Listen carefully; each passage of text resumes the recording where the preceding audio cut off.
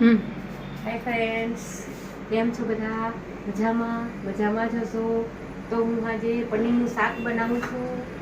તમારે ખાવું હોય તો કોમેન્ટમાં જણાવજો કે પનીરનું શાક આ બધી સામગ્રી છે પનીરની. આ પનીર છે, તળેલું પનીર. આ ડુંગળી છે, આ ટામેટું છે, આ ધાણું કાપેલું છે, આ મરચું વાટેલું છે લીલું. તો પનીરનું શાક બનાવું છું આજે.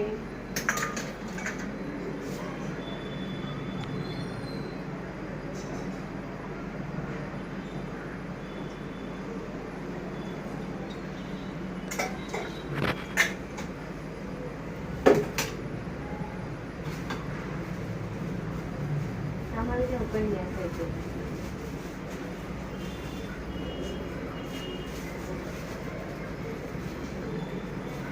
થોડે એમ છો ને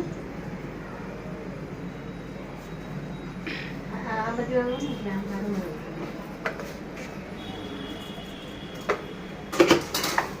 આ જુવારના રોટલા બનાવ્યા છે. તમારે ખાવું હોય તો કોમેન્ટમાં જણાવજો. આ જુવારના રોટલા છે, જુવારના રોટલા. ખાવું હોય તો કોમેન્ટમાં જણાવજો. આ ભાત બનાવ્યું છે.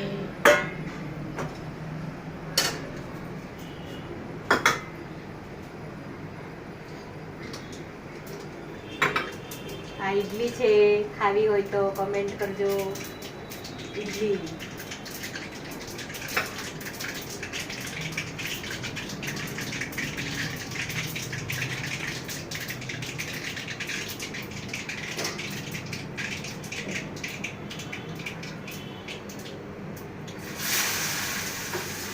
આ ડુંગળી છે.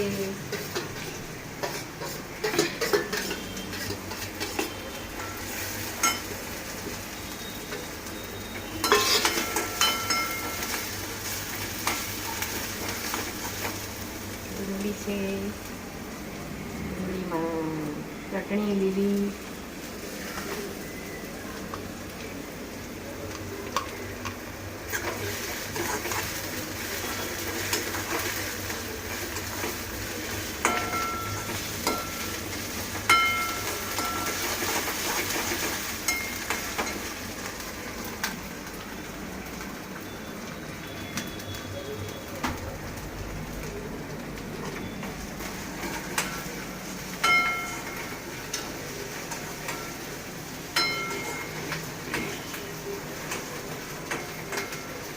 કોને પનીરનું શાક બનાવતા નથી આવડતું કોમેન્ટ કરજો. કોમેન્ટમાં જણાવજો તો હું બધાને શીખવી દઈશ પનીરનું શાક બનાવતા. પનીરનું શાક કોને ભાવે છે કોમેન્ટમાં જણાવજો. તો પનીરનું શાક બનાવીને ખવડાવીશ તમને બધાને.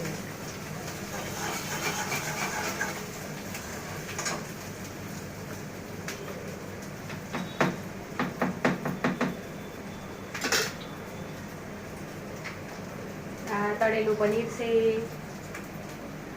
અને તળી દીધું છે પનીરને પહેલા.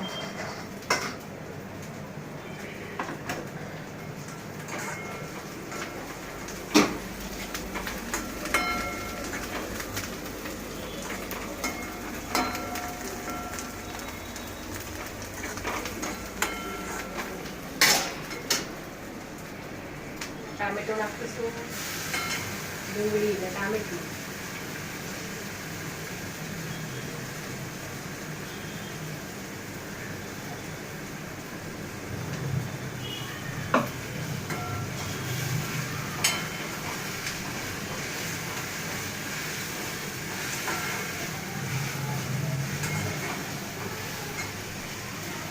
તેલ ઓછું પડ્યું છે તો તેલ નાખવું પડશે થોડું. કાસો નહીં રહી જાય. તેલ હોય તો જ સારું લાગે. તેલ વગર, તેલ ઓછું હોય ને તો તેલ વગર સારું નહીં લાગે.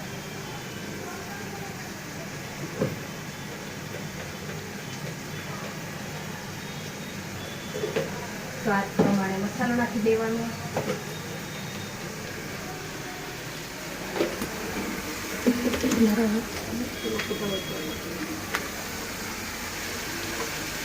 ડબ્બો મોટો છે એટલે નહીં જતો. પતાવતા હું લેવા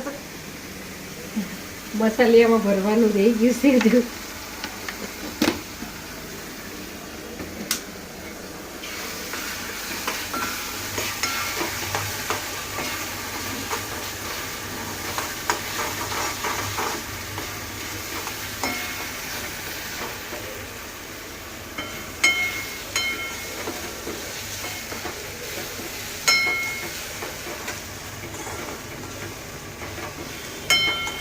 પનીરનો મસાલો નથી નાખો.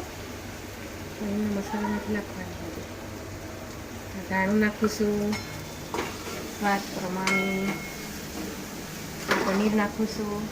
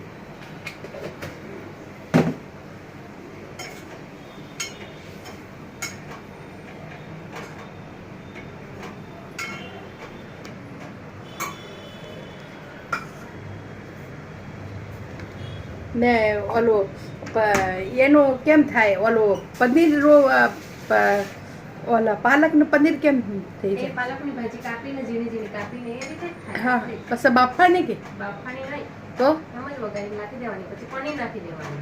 બાફવાનું નથી પનીર પનીર પીસવાનું નહીં, નહીં, પીસવાનું નહીં, ઝીણું ઝીણું પીસવાનું. મિક્સચરમાં પીસી દેવાનું. પછી કેવી રીતના બનાવવાનું? એવી રીતે જ મેં કોઈ વાર બનાવ્યું નથી, પણ એ રીતે જ બનતું હોય. તો જમવાનું થઈ ગયું છે તૈયાર. પાપડ છે, પનીરનું શાક છે, ઇડલી છે, કચુંબર છે, રોટલા જુવારના, ભાત ભાતય બનાવ્યું છે.